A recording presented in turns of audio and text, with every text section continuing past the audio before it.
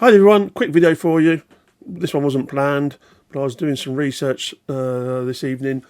But I was using a website called mmappen.com to work out some distances for travelling. And a question came over the email asking about distances to international airports. So I thought I'd make a quick video, totally unprepared, well, a bit prepared, but not very much, about proximity and coverage of airports in France. So what I've done, to start with, on the map here you can see everyone knows Paris, and there's the Charles de Gaulle Airport and Orly International Airport. I've clubbed those together into one zone. So you can see that is an hour and a half's car travel time to either Orly or Charles de Gaulle. And as you can see, it's pretty unfair around France, so to speak. But then if you start taking in other towns, well, other airports mainly, I've actually added in airports that are international ones and important for English-speaking expats. So, for example, we have Limoges Airport down here. We have Bordeaux Airport, Nantes Airport, Marseille Airport,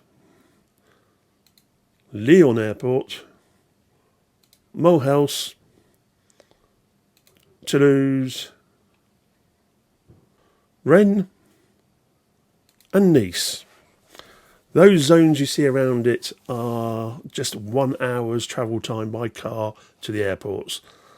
So you can see it's still a bit sparse, but it might help you think about where you want to be buying.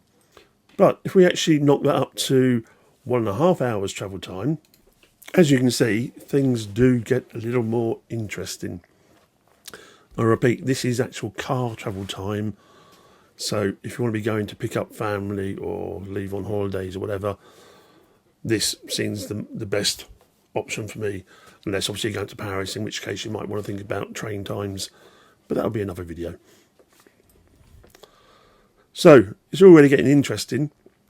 And before we go any further, I think a call out should be made for La Rochelle Airport, which is quite small but does quite a few UK-based flights, as well as the Bergerac Airport, which is pretty small as well. I think it only flies to 11 destinations, but I believe 7 are in the UK. So a quick call out for all of you in the UK, either looking to buy in France or already owning a house in France, La Rochelle and Bergerac Airports as well. But as you can see, we're still relatively sparse when it comes to airports on the actual major airports. So just to finish things off, let's have a quick look. If we added the areas up to 2 hours travel time, which isn't the end of the world, to be honest.